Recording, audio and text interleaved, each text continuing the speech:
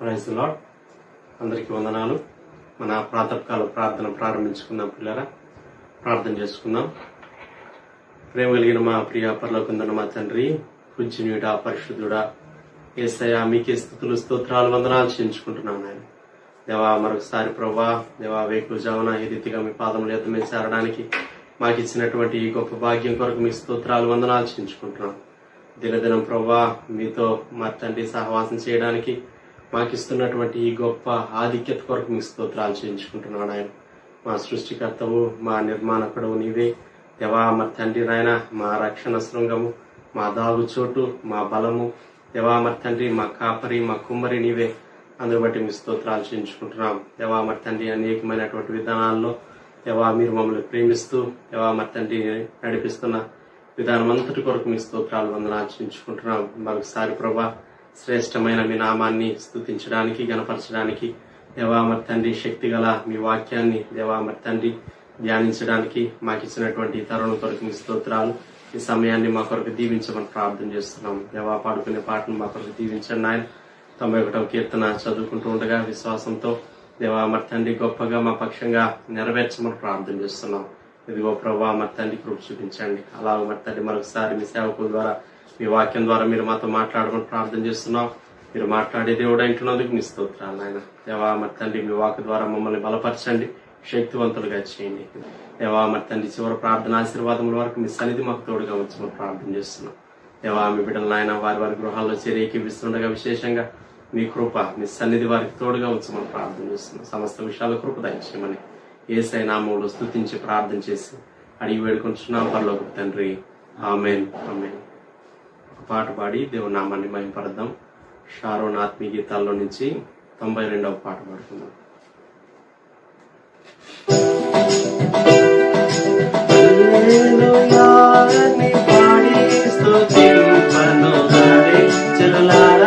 మనసారా ఓరురా రారే జనులారా, మనసారా ఓరురా. పాడి పంటలనిచ్చి పాలించు దేవుడని, తోడు గుడ్డల ఇచ్చి పోషించు దేవుడని. పాడి పంటలనిచ్చి పాలించు దేవుడని, తోడు గుడ్డల ఇచ్చి పోషించు దేవుడని. తోడు నీడగా నిన్ను కాపాడు నాదుడని, తోడు నీడగా నిన్ను కాపాడు నాదుడని. పూజించి పాటించి చాడించారే హల్లెలూయా అని పాడి స్తుతింపను రారే జనులారా, మనసారా ఓరురా రారే జనులారా ఓరురా నోరా.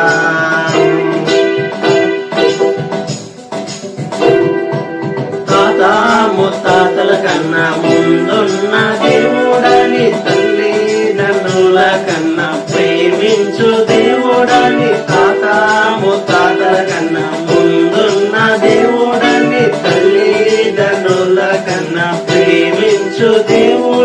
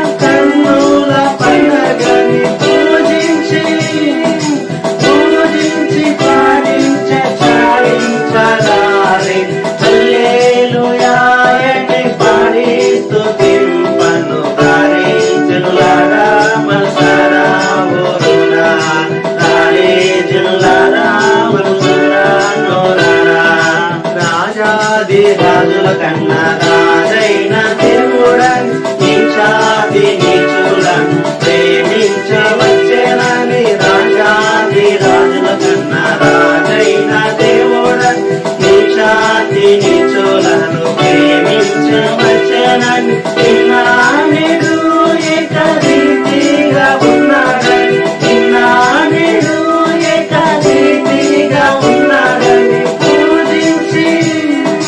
పూజించి పాటించి చాలించరారే హల్లెలూయా అని పాడి స్తుతింపను రారే చెల్లారా మనసారా ఊరురా రారే చెల్లారా ఊరురా నోరారా రారే రారే అన్నల్లారా దివ్యమైన యేసుని చూడ రారే రారే అన్నల్లారా దివ్యమైన యేసుని చూడ రారే రారే అక్కల్లారా దివ్యమైన యేసుని చూడ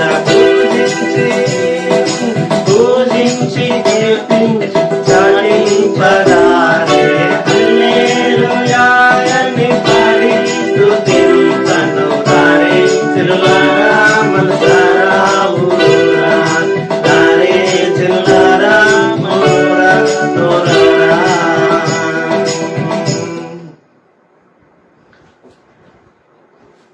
యథాప్రకారంగా 91వ కీర్తన చదువుకుందాం పిల్లరా.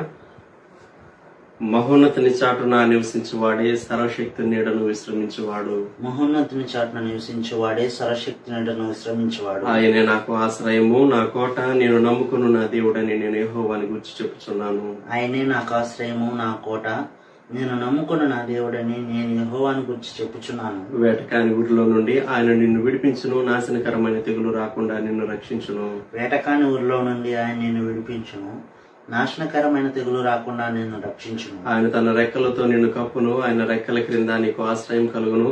ఆయన సత్యము కేడమును డాలునయ్యున్నది.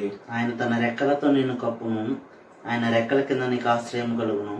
ఆయన సత్యము కేడమును డాలునయ్యున్నది. రాత్రి వేళ కలుగు భయమునకైనను, పగటి వేళ ఎగురు బాణమునకైనను, రాత్రి వేళ కలుగు భయమునకైనను, పగటి వేళ ఎగురు బాణమునకైనను, చీకటిలో సంచరించు తెగులునకైనను, మధ్యాహ్నం మందు పాడు చేయు రోగమునకైనను నీవు భయపడుకుందువు. చీకటిలో సంచరించు తెగులుకైనను, మధ్యాహ్నం మందు పాడు చేయు రోగమునకైనను నీవు భయపడకుందువు. నీ ప్రక్కన 1000 మంది పడినను, నీ కుడి పక్కన 10,000 మంది కూలినను అపాయం నీ ఎద్దుకు రాదు. నీ ప్రక్కన 1000 మంది పడినను, నీ కుడి ప్రక్కన 10,000 మంది కూలినను అపాయం నీ ఎదుకు రాదు. నీవు కన్నులారా చూస్తుండగా భక్తిహీనులకు ప్రతిఫలం కలుగును. నీవు కన్నులారా చూచుండగా భక్తిహీనులకు ప్రతిఫలం కలుగును. యెహోవా నీవే నా ఆశ్రయము అని నీవు మహోన్నతుడైన దేవుని నీకు నివాస స్థలముగా చేసుకుని ఉన్నావు. యెహోవా నీవే నా ఆశ్రయము అని నీవు మహోన్నతుడైన దేవుని నీకు నివాస స్థలముగా చేసుకుని ఉన్నావు. నీకు అపాయమేమీ రాదు, ఏ తెగులును నీ గుడారము సమీపించదు. నీకు అపాయమేమీ రాదు, ఏ తెగులును నీ గుడారమును సమీపించదు. నీ మార్గములన్నిటిలో నిన్ను కాపాడుటకు ఆయన నిన్ను గూర్చి తన దూతలకు ఆజ్ఞాపించును. నీ మార్గములన్నిటిలో నిన్ను కాపాడుటకు ఆయన నిన్ను గూర్చి తన దూతలకు ఆజ్ఞాపించును. నీ పాదములకు రాయి తగలకుండా వారు నిన్ను తమ చేతుల మీద ఎత్తి పట్టుకుందరు. నీ పాదములకు రాయి తగలకుండా వారిని తమ చేతుల మీద ఎత్తి పట్టుకుందరు. నీవు సింహములను నాగుపాములను త్రొక్కెదవు, కొదమ సింహములను భుజంగములను అనగద్రొక్కెదవు. నీవు సింహములను నాగుపామును ద్రొక్కెదవు, కొదమ సింహమును భుజంగమును అనగద్రొక్కెదవు. అతడు నన్ను ప్రేమించుచున్నాడు గనుక నేను అతన్ని తప్పించదను, అతడు నా నామం ఎరిగిన వాడు గనుక నేను అతని కనపరచెదను. అతడు నన్ను ప్రేమించుచున్నాడు గనుక నేను అతను తప్పించేదను, అతడు నా నామం ఎరిగినవాడు గనుక నేను అతను కనపరిచేదను. అతడు నాకు మొర్రపెట్టగా నేను అతనికి ఉత్తరం ఇచ్చేదను, శ్రమలో నేను అతనికి తోడై ఉండేదను, అతన్ని విడిపించి అతన్ని గొప్ప చేసేదను. అతడు నాకు మొర్ర పెట్టగా నేను అతనికి ఉత్తరం ఇచ్చేదను, శ్రమలోనే అతనికి తోడై ఉండేదను, అతను విడిపించి అతను గొప్ప చేసేదను. దీర్ఘాయు చేత అతనిని తృప్తిపరచెదను, నా రక్షణ అతనికి చూపించదను. దీర్ఘాయువు చేత అతను తృప్తిపరచెదను, నా రక్షణ అతనికి చూపించేదను. ఆమేన్. దేవుని వాక్యం విన్నాం పిల్లరా. దైవజనులు ప్రదర్శకులు గారు వచ్చి మనకు దేవుని వాక్యాన్ని అందిస్తారు. ప్రియమైన వారులారా, ఈ సమయంలో నిర్గమకాండ గ్రంథం 19వ అధ్యాయం 16వ వచనం నుండి చివరి వరకు చదువుకుందాం. మీ బైబిల్స్ లో గమనించండి. Exodus chapter 19 from verse 16. 3వ నాడు ఉదయమైనప్పుడు ఆ పర్వతం మీద ఉరుములు, మెరుపులు, సాంద్రమేఘము, బోర యొక్క మహాధ్వనియు కలుగ్గా పాళెంలోని ప్రజలందరూ వణకిరి. దేవునిని ఎదుర్కొంటకు మోషే పాళెంలో నుండి ప్రజలను అవతలకు రప్పింపగా వారు పర్వతము దిగువను నిలిచిరి. యెహోవా అగ్నితో సీనాయి పర్వతం మీదికి దిగివచ్చినందున అదంతయు ధూమమయమై ఉండెను. దాని ధూమము కొలిమి ధూమం వలె లేచెను. పర్వతం అంతయు మిక్కిలి కంపించెను. ఆ బూరధ్వని అంతకంతకు బిగ్గరగా మ్రోగెను. మోషే మాట్లాడుచుండగా దేవుడు కంఠస్వరం చేత అతనికి ఉత్తరమిచ్చుచుండెను. యెహోవా సీనాయి పర్వతం మీదికి అనగా ఆ పర్వత శిఖరం మీదికి దిగి వచ్చాను. యెహోవా పర్వత శిఖరము మీదికి రమ్మని మోషేను పిలువగా మోషే ఎక్కిపోయాను. అప్పుడు యెహోవా, ప్రజలు చూచుటకు యెహోవా యొద్దకు హద్దు మీరి వచ్చి వారిలో అనేకులు నశింపుకున్నట్లు నీవు దిగిపోయి వారికి ఖండితముగా ఆజ్ఞాపించును. మరియు యెహోవా వారి మీద పడుకున్నట్లు యెహోవా యొద్దకు చేరు యాజకులు తమ తామే పరిశుద్ధపరచుకోవాలని మోషేతో చెప్పగా మోషే యెహోవాతో, ప్రజలు సీనాయి పర్వతం ఎక్కలేరు. నీవు పర్వతములకు మేరలను ఏర్పరిచి దాని పరిశుద్ధపరచాలని మాకు ఖండితముగా ఆజ్ఞాపించుతువని. అందుకు యెహోవా, నీవు దిగి వెళ్ళుము, నీవును నీతో అహరోనును ఎక్కి రావలను. అయితే యెహోవా వారి మీద పడుకుంటున్నట్లు యాజకులను ప్రజలను ఆయన యొద్దకు వచ్చుటకు మేరను మీరకూడదు. ఆయన వారి మీద పడునేమో అని అతనితో చెప్పగా మోషే ప్రజల యొద్దకు వెళ్లి ఆ మాట వారితో చెప్పాను. ప్రార్థన చేసుకున్నాం. ప్రియప్రభా, మీకు స్తోత్రాలు. ఈ సమయంలో నిర్గమకాండ గ్రంథ ధ్యానాన్ని ఇశ్రాయేలీల మజిలీ మేము ధ్యానించి చూడగా హోరేబు పర్వతమునొద్ద వారు క్యాంప్ వేసినటువంటి ఆ స్థలాన్ని గూర్చి మీరు సీనాయి పర్వతం మీదకి దిగి వచ్చినటువంటి ఆ గొప్ప వృత్తాంతాన్ని మేము ధ్యానం చేస్తూ ఉండగా మమ్మలను బలపరచమని యేసుక్రీస్తు ప్రభువా నామములో ప్రార్థిస్తున్నాం తండ్రి, ఆమేన్. 16వ వచనం. మూడవ నాడు ఉదయమైనప్పుడు, థర్డ్ డే. మనము జ్ఞాపకం ఉంచుకోవాల్సింది, ప్రభువైన యేసుక్రీస్తు వారు మృత్యుంజయుడై తిరిగి లేచాడు. మృతి చెందినటువంటి ప్రభు మృత్యుంజయుడుగా ఆయన తిరిగి లేచాడు. మూడవ దినం, థర్డ్ డే. ఇక్కడ మూడవ దినం వారు తాము 2 దినాలు శుద్ధి చేసుకున్నారు. చక్కగా ప్రజలు సిద్ధపడ్డారు. ఈ మూడవ రోజు దేవుని సన్నిధి పర్వతం మీదకి దిగి వచ్చింది. 1 ఉరుములు, 2 మెరుపులు, 3 దట్టమైన మేఘం, 4 బోర యొక్క మహాధ్వని. 4 విషయాలు. ఉరుములు. కొన్నిసార్లు వర్షకాలంలో వర్షం పడేటప్పుడు ఉరుములు మెరుపులు మనం చూస్తూ ఉంటాం. లైట్నింగ్ చాలా పవర్ఫుల్ గా ఉంటుంది. దేవుని సన్నిధి భయంకరమైనది. దేవుడు తన శక్తి అంతటితో ఆయన దిగి వస్తే ఆకాశం మహాకాశములు పట్టజాలన్నటువంటి దేవుడు ఒక కొండ మీదికి దిగి రావటం అది చాలా అల్పమైనటువంటి విషయమే. అయితే ఆయన తన ప్రజల కొరకు ఆయన ఆ కొండ మీదికి దిగి వచ్చాడు. అయితే ఆ శబ్దానికి ప్రజలు వణికారు. దేవుని న్యాయము ఎదుట, దేవుని సన్నిధి ఎదుట ఎటువంటి వ్యక్తి అయినా సరే షేక్ కావాల్సింది. జ్ఞాపకం పెట్టుకుందాం. దేవుని సన్నిధి, దేవుని ప్రసన్నత. భక్తుడు ఏమని పాట వ్రాసాడంటే, యెహోవా తేజమేఘమ ఆవరించుమ మహాప్రభావ శోభచే అని వ్రాస్తూ, ఉరుములు మెరుపు ధ్వానముల్ షకీన సన్నిధిన్ అని వ్రాసాడు. ఉరుములు మెరుపు ధ్వానములు. దేవుని సన్నిధి, దేవుని ప్రసన్నత పర్వతం మీదికి దిగి వచ్చింది. ఎందుకు రావాల్సి వచ్చింది? ఇశ్రాయేలీలతో ఇతర దేశములకు చెందినటువంటి ప్రజలు కూడా వారిని మిశ్రిత జనము అని మనం చదువుతాం. తర్వాత వారు కూడా బయలుదేరి వచ్చారు. వారు బహుశా లాజిక్ మాట్లాడుతూ ఉండుంటారు. కొన్ని మార్లు వారు ఏర్పాటు జనాంగం కాదు గనుక, వీరితో కలిసి వచ్చిన వారు గనుక వారు వీరి మనసులోనూ నిజమైనటువంటి దేవుని నుంచి మళ్లించడానికి ప్రయత్నించవచ్చు. వారికి కూడా భయం ఉండాలి. 2, వీరికి మోషే మీద నమ్మకం ఉండాలి. అంతేకాదు మోషే ద్వారా ఎన్నో సంగతులు వారికి చెప్పబోతూ ఉన్నాడు. అవన్నీ దేవుడే వారికి బయలుపరిచాడు అని వారు నమ్మాలంటే దేవుడు వారి మధ్యకు దిగి రావాలి. ఇది మనం గ్రహించవలసింది. కొన్ని మార్లు మనుషులు తమను తాము నమ్ముకోలేరు, ఎదుటి వ్యక్తిని నమ్మరు, దేవుణ్ణి అసలే నమ్మరు. అటువంటి వారి బ్రతుకు చాలా మిజరబుల్ గా ఉంటుంది. దేవుని విశ్వసించినటువంటి వ్యక్తి జీవితం చాలా దుర్భరం. ఇక్కడ దేవుడు కనికరించి ఆ పర్వతం మీదికి తన సన్నిధితో కుదించుకొని లిమిట్ చేసుకుని దిగి వచ్చాడు. తరువాతి కాలంలో ఒకనాడు శరీరధారిగా దేవుడు ఆయన దిగి రాబోతూ ఉన్నాడు. కనుక దానికి ముందు ఇది సూచన. అంతేగాని ఆకాశ మహాకాశంలో పట్టజాలన్నటువంటి దేవుడు ఒక చిన్న పర్వతం మీదికి దిగిరావటం ఇది అద్భుతం కాదా? ఆ దేవుడే కన్యక గర్భంలోనికి ఆయన శిశువుగా, కుమారుడుగా ఆయన వచ్చి మన కొరకు భూమి మీద ఉద్భవించాడు. కనుక దేవుడు తను తాను లిమిట్ చేసుకున్నాడు మనుషులను ప్రేమించి. ఇక్కడ దేవుని సన్నిధి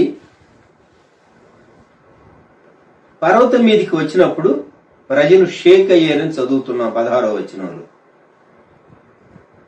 దేవుని ఎదుర్కొన్నట్టు 17వ వచనం, మోషే పాలెములో నుండి ప్రజలను అవతలకు రప్పింపగా వారు పర్వతము దిగువను నిలచిరి. బహుశా పర్వతం చుట్టూ ఒక కందకం లాంటిది తవ్వించి ఒక ఓపెన్ గ్రౌండ్ లోనికి ఈ ప్రజలందరినీ పిలిచి ఉంటాడు. వారు 2 దినాలు సిద్ధపడ్డారు కదా. 3వ దినం వారు ఆ గ్రౌండ్ లోనికి వచ్చి లక్షలాది మందిగా నిలవబడ్డారు. వారు చూస్తూ ఉన్నారు, వారు గ్రహిస్తూ ఉన్నారు. ఆ సీన్ మనం గమనిస్తే, యెహోవా అగ్నితో సీనాయి పర్వతం మీదికి దిగి వచ్చినందున, ఎక్కడ చూచినా పొగ, ధూమం కనబడుతూ ఉన్నది. ఆ ధూమము కొలిమి ధూమము వలె లేచాను. ఇటుకలు బట్టి వేసినప్పుడు ధూమం పైకి చూస్తాం మనం అనుకండి. ఆ స్మోక్, అటువంటి స్మోక్ వారు చూచారు.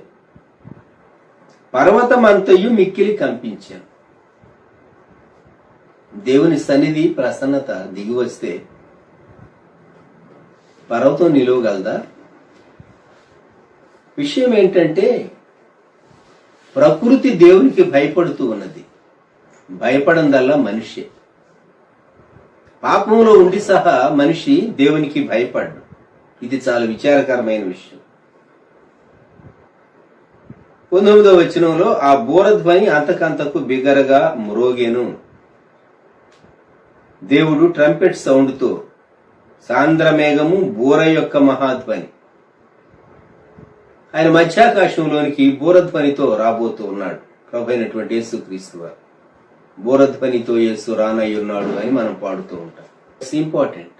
దేవుని రాకడకును ట్రంపెట్ సౌండ్ కు సంబంధం ఉన్నది. ఈ బూరధ్వని ఇంక్రీజ్ అవుతూ ఉన్నది. అంతకంతకు బిగ్గరగా మ్రోగెను. మోషే మాట్లాడుతున్నాడు, దేవుడు జవాబిస్తూ ఉన్నాడు. ఎంత అద్భుతమైనటువంటి దృశ్యం. మోషేకి ఎందుకు జవాబు ఇవ్వాలి దేవుడు? మోషే ప్రజలతో చెప్పాలి గనుక. మోషేతోనే ఎందుకు మాట్లాడాలి? మోషే 40 సంవత్సరాలు దేవుని చేత మొదట ఐగుప్తులో సిద్ధపరచబడి, ఆ తరువాత 40 సంవత్సరాలు ప్రత్యేకమైన రీతిగా తర్బీదు పొంది ఇప్పుడు పర్వతం పైన నిలుస్తూ ఉన్నాడు కనుక. మోషేలాగా 80 సంవత్సరాలు తర్బీదు పొందిన వారు ఎవరూ లేరు. తన స్వంతాన్న అహరోను కూడా లేడు. అహరోను ఎప్పుడు రాజభవనంలో ఉండలేదు. అహరోను ఎప్పుడు మిద్యాన్ అరణ్యంలో దేవుని చేత షేప్ చేయబడలేదు. కనుక మనం కొన్ని విషయాలు దేవుని ఏర్పాటు అనేది గ్రహించడానికి మనం నేర్చుకోవాలి. మోషేను దేవుడు ఏర్పరచుకున్నాడు. మోషేను దేవుడు ఎన్నుకున్నాడు. 20వ వచనం, యెహోవా సీనాయి పర్వతం మీదికి అనగా ఆ పర్వత శిఖరం మీదికి దిగి వచ్చెను. యెహోవా పర్వత శిఖరం మీదికి రమ్మని మోషేను పిలువగా మోషే ఎక్కిపోయాను.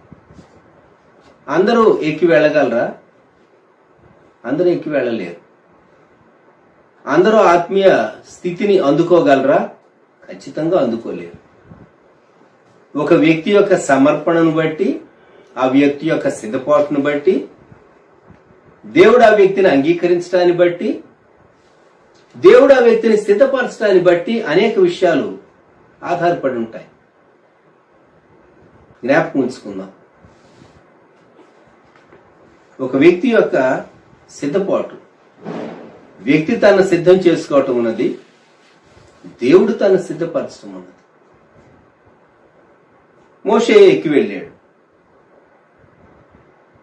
21వ వచనం, అప్పుడు యెహోవా ప్రజలు చూచుటకు యెహోవా యొద్దకు హద్దు మీరి వచ్చి వారిలో అనేకులు నశింపకుండునట్లు నీవు దిగిపోయి వారికి ఖండితముగా ఆజ్ఞాపించు. మరియు యెహోవా వారి మీద పడుకుండునట్లు యెహోవా యొద్దకు చేరు యాజకులు తమ్ము తామే పరిశుద్ధ పరపుకొనవలనని మోషేతో చెప్పగా, అహరోను వంశీయులు ఉన్నారు, అలాగే లేవి గోత్రికులు ఉన్నారు. దేవుని పరిచర్య జరిగించడానికి, లేకుంటే యాజకత్వం జరిగించడానికి మిగిలిన ప్రజల కంటే వారికి బెటర్ వ్యూ, బెటర్ ప్లేస్ దేవుడు అనుగ్రహించాడు. అయితే వారు పరిశుద్ధం పరుచుకొని సమీపించాలి. ప్రజలేమో పర్వతము అంచున దూరంగా గ్రౌండ్ లో ఉంటే, యాజకులైనటువంటి వారు ఇంకా కొంచెం దగ్గరగా వస్తే, అహరోను మోషేతో కలిసి ఇంకొక స్థలం వరకు వస్తే, మోషే ఒక్కడ మాత్రం కొండ శిఖరం పైన దేవునితో సహవాసం చేయటానికి దేవుడు నిర్దేశించాడు. గమనించండి.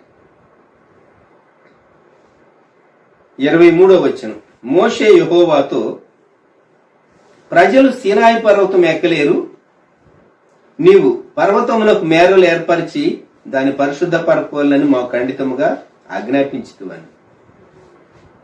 దేవా, నీవే చెప్పారు, మీరే చెప్పారు కదా వాళ్ళు ఎక్కకూడదని, కనుక అలాగే మేము చేసామని చెప్తూ ఉన్నాడు. 24, అందుకు యెహోవా నీవు దిగి వెళ్ళుము, నీవును నీతో అహరోనును ఎక్కి రావాలను. అయితే యెహోవా వారి మీద పడుకున్నట్లు యాజకులను ప్రజలను ఆయన యొద్దకు వచ్చుటకు మేరను మీరకూడదు, ఆయన వారి మీద పడునేమో అని అతనితో చెప్పగా, దేవుడు ఎవరిని ఎంత మటుకు ఎలవ్ చేయాలో అంత మటుకు ఎలవ్ చేస్తాడు. కొన్నిసార్లు మనం కోరుకోవచ్చు, అది మన నష్టానికి దారి తీయవచ్చు. జ్ఞాపకం ఉంచుకోండి, కొందరు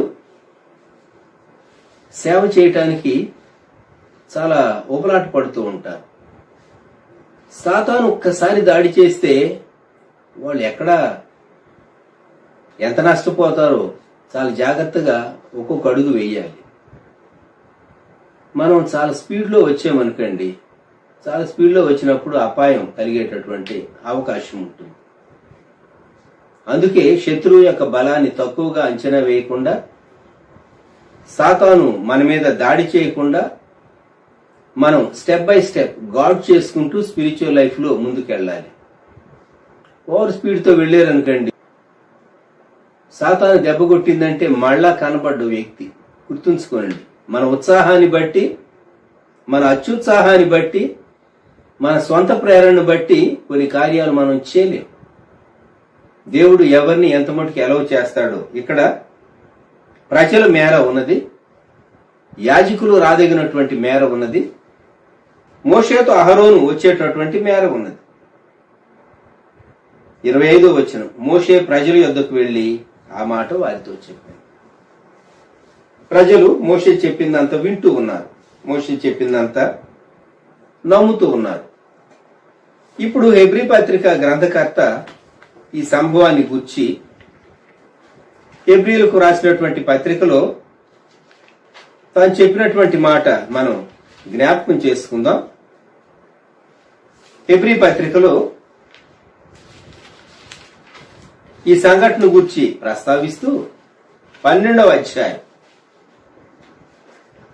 18వ వచనం నుండి, స్పృశించి తెలిసి కొనదగినట్టియు మండుచున్నట్టియు కొండకును అగ్నికిని కారుమేఘమునకును గాఢాంధకారమునకును తుఫానుకును బూరధ్వనికిని మాటల ధ్వనికిని మీరు వచ్చి ఉండలేదు.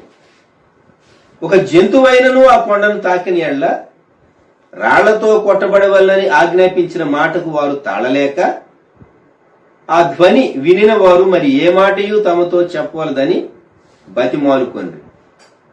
మరియు ఆ దర్శనం ఎంతో భయంకరముగా ఉన్నందున మోషే నేను మిక్కిలి భయపడి వణకుచున్నానని. కొండ మీద జరిగినటువంటి సంఘటనను గూర్చి హెబ్రీ పత్రికలో చెప్పబడినటువంటి మాటలు. మీరు ఈ శబ్దాలకు రాలేదు. నూతన నిబంధనలోని సంఘాన్ని ఉద్దేశించి హెబ్రీ పత్రిక గ్రంథకర్త చెప్పేటటువంటి మాట, లేక పౌలు గారు అనుకుందాం. మరి దేనికి వచ్చాం మనం? 22వ వచనం, ఇప్పుడైతే సియోనును కొండకును జీవము గల దేవుని పట్టణమునకు మనం వచ్చాం. క్రింద చాలా విషయాలు ఉన్నాయి. ఇప్పుడైతే సియోనును కొండకును జీవము గల దేవుని పట్టణమునకు మనం వచ్చింది. సినాయి కొండ దగ్గరకు రాలేదు, సియోను కొండ దగ్గరకు వచ్చాం. గుర్తుంచుకోనండి. సినాయి కొండ ధర్మశాస్త్రాన్ని సూచిస్తుంది. మోషే ధర్మశాస్త్రాన్ని, కట్టడలను, విధులను దేవుని దగ్గర నుండి తాను అందుకున్నాడు, తాను అందించాడు. ధర్మశాస్త్ర ప్రకారం యూదుడే కాదు, నీవు నేను సహా దేవుని ఎదుట నీతిమంతులంగా తీర్చబడలేం. అయితే ఈ రెండు కొండలకు మధ్య ఇంకో కొండ ఉన్నది. ఒకటేమో ఆ అరణ్యము దగ్గర ఉన్నటువంటి సీనాయి కొండ, ఇక్కడ చెప్పబడిందేమో సియోను కొండ. మధ్యలో ప్రభువైనటువంటి యేసుక్రీస్తు వారు సిలువలో ప్రాణం పెట్టినటువంటి గొల్గొతా కొండ లేక కలువరి, యోహాను సువార్త 19వ అధ్యాయం. వారు యేసును తీసుకొని పోయి ఆయన తన యోహాను సువార్త 19:17 ఆయన తన సిలువ మోసుకొని కపాల స్థలమును చోటికి వెళ్ళెను. హెబ్రీ భాషలో దానికి గొల్గొతా అని పేరు. యేసుక్రీస్తు ప్రభువారు గొల్గొతా కొండకు తీసుకుని వెళ్ళబడ్డాడు. అదే ఇతర సువార్తికులు రాసినటువంటి భాగాల్లో కూడాను యేసుక్రీస్తు ప్రభువారు సిలువ వేయబడినటువంటి వృత్తాంతాన్ని గూర్చి మనము ధ్యానం చేసినప్పుడు మత్తయి సువార్త 27వ అధ్యాయం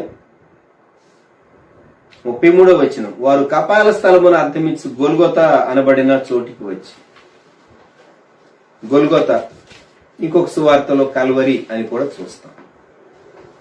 కల్వరి కొండ, కల్వరి కొండ. మొదటిదేమో ధర్మశాస్త్రము అనుగ్రహించబడినటువంటి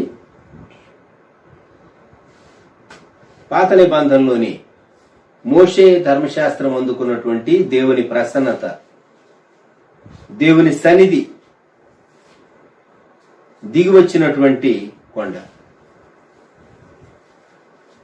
ఆ కొండ అక్కడ కనికరం లేదు. ఎవరైనా ఆ కొండను తాకితే మరణించవలసింది. ఎవరికి దేవుడు అనుమతి ఇచ్చాడో వారు మాత్రమే, కొంచెం దగ్గరకు యాజకులు మాత్రమే రావచ్చు. అహరోను మోషేలు రావచ్చు.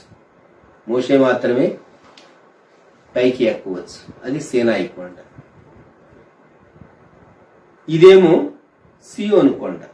హెబ్రీ పత్రికలో మనం చదువుకున్నది. ఈ సియోను కొండకు మనం రావటానికి ముందు సియోను కొండ సంఘానికి సాదృశ్యం. మనం కలువరి కొండకు వెళ్ళాలి.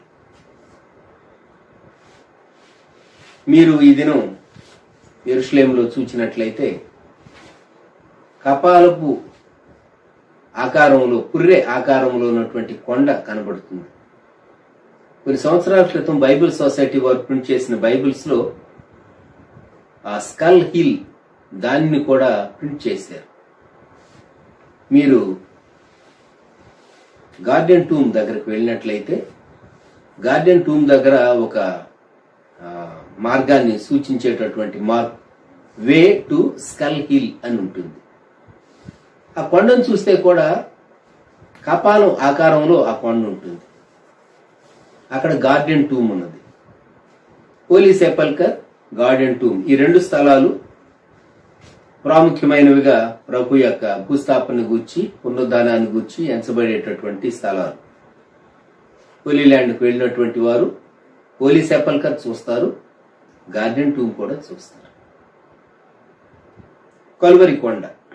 కలువరి కొండలో దేవాది దేవుడు మన కొరకు తనను తాను సంపూర్ణంగా తగ్గించుకున్నాడు. ధర్మశాస్త్రం యొక్క శిక్ష తన మీద వేసుకున్నాడు. అందుకే ఆయన మాటల్లో కరుణ కనిపిస్తుంది, జాలి కనబడుతుంది, క్షమాపణ, ప్రేమ కనబడుతుంది. న్యాయముగా మానవుని మీదకి రావాల్సినటువంటి తీర్పు ఆయన తన దేహములో భరించి రక్తం చిందించాడు. రక్తం చిందించడం ద్వారానే పాప క్షమాపణ. కాబట్టి సీనాయి కొండ దగ్గర నుండి మనము కలువరి కొండను చూచినప్పుడు కలువరి కొండలో కొండపై వ్రేలాడినటువంటి దేవాది దేవుడు, దేవుని కుమారుడుగా శరీరధారిగా మన మధ్యకు వచ్చినటువంటి ప్రియ ప్రభు, ఆయన సిలువలో వ్రేలాడుతూ మన కొరకు చేసినటువంటి నిజమైనటువంటి బలియాగాన్ని మనం చూస్తాం. ఎవరైతే ధర్మశాస్త్రాన్ని బట్టి నేను మరణించవలసిన దాన్ని కలువరి కొండ దగ్గర నాకు ప్రాయశ్చిత్తం, నా పాపం కొరకైనటువంటి వేల చెల్లించబడిందని నమ్ముతారు. ఇప్పుడు వారు హెబ్రీ 12:22 ప్రకారం ఇప్పుడైతే సియోను కొండకును జీవము గల దేవుని పట్టణమునకు వాళ్ళు వారసులు అవుతూ ఉన్నారు.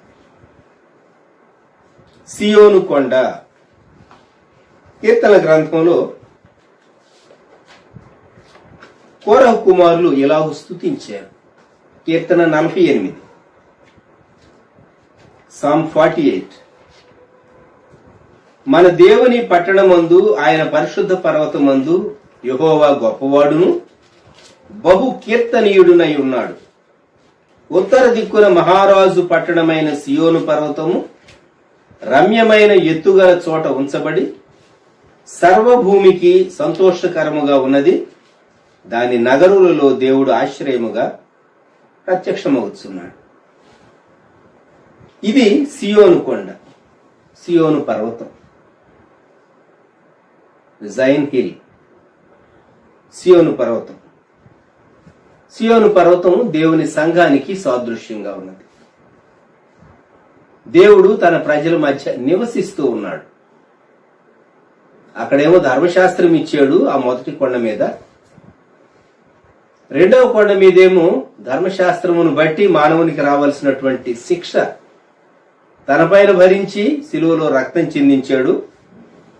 ఎవరైతే యేసుక్రీస్తు ప్రభు రక్తాన్ని ఆశ్రయిస్తారో వారిని సంఘంగా సమకూర్చి ఇప్పుడు సియోను పర్వతం పైన, అనగా సంఘంలో ఆయన ప్రత్యక్షమై ఆయన వారి మధ్య నివసించి ఆయన కీర్తి పొందేటటువంటి దేవుడుగా ఉంటూ ఉన్నాడు. కనుక ఈ సమయంలో మనం జ్ఞాపకం చేసుకుందాం, పాత నిబంధన ప్రత్యక్షతలో ఇశ్రాయేలీలు వణికేరు గాని మనకు అర్థమైనట్టుగా కలువరి కొండ వారికి అర్థం కాలేదు. మనకు అర్థమైనట్టుగా సంఘాన్ని గూర్చినటువంటి ప్రత్యక్షత వారికి అర్థం కాల. వారికి అరణ్యమందున్న సంఘము అని పేరు పెట్టబడింది గాని వారు గొప్ప అద్భుతాలు చూచిన మాట వాస్తవమే గాని సంఘానికి వచ్చినటువంటి ప్రత్యక్షత దేవుడు అపోస్తల కార్య గ్రంథం 2వ అధ్యాయ సంఘం ప్రారంభమై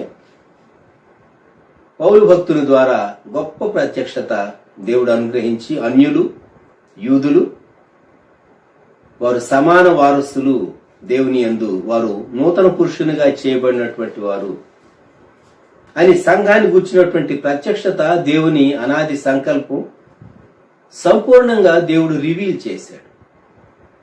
కనుక దేవుని పిల్లలమైనటువంటి మనం సియోను పర్వతం మీద నివసించేటటువంటి వారు, మన దేవునితో కలిసి సహవాసం చేసేవారు. పర్వతం మీద ఉన్నవారు, ఎత్తైన చోట్ల ఉన్నవారు అందరూ వారిని చూస్తారు. నీ జీవితం ట్రాన్స్పరెంట్ గా లోకానికి కనబడుతూ ఉన్నది. క్రైస్తవుడు విశ్వాసి లోకానికి కనబడుతూ ఉన్నాడు. నీవేది చేసినా, ఏది చూచినా, ఏది మాట్లాడినా, నీవేది విన్నా నిన్ను ఇతరులు గమనిస్తూ ఉన్నారు, దేవుని దూతలు గమనిస్తూ ఉన్నారు, సాతాను కూడా గమనిస్తూ ఉన్నారు. గుర్తుంచుకోవాలి. అందుకే మనం దేవుని ప్రజలమైన తర్వాత ఒకప్పుడు జీవించినట్టుగా చీకటి సంబంధమైన పాప సంబంధమైన జీవితం జీవించలేం. ప్రభువుని అంగీకరించిన తర్వాత ఒక్కొక్క మెట్టు పరిశుద్ధతలో ఎదుగుతాం. కీడుగా కనిపించే ప్రద్దాని నుండి, చెడుగా కనిపించే ప్రద్దాని నుండి మనం పారిపోతూ పరిశుద్ధతను ప్రేమించి ఆయన పరిశుద్ధ పట్టణమందు దేవుడు మహారాజు అనే విషయాన్ని మనం జ్ఞాపకం ఉంచుకోవాలి. కనుక ఈ సమయంలో మనం 3 పర్వతాలను జ్ఞాపకం చేసుకుందాం. మొదటిది అది ధర్మశాస్త్ర సంబంధమైనటువంటి కొండ, సినాయి కొండ, ధర్మశాస్త్ర సంబంధమైన కొండ. అక్కడి నుండి ధర్మశాస్త్రం నీవు పాపివి అని చెప్తూ ఉన్నది. మరి ప్రాయశ్చిత్తం పొందటానికి కలువరి కొండ వైపు చూడాలి. ప్రాయశ్చిత్తం పొందిన తర్వాత మనము సియోను కొండ లేక సియోను పర్వతం, దేవునితో సహవాసం చేసేటటువంటి ఉన్నతమైనటువంటి అనుభవం. ఆయన పరిశుద్ధ పర్వతం, అది దేవుని పట్టణం, దేవుడు కీర్తనీయుడు.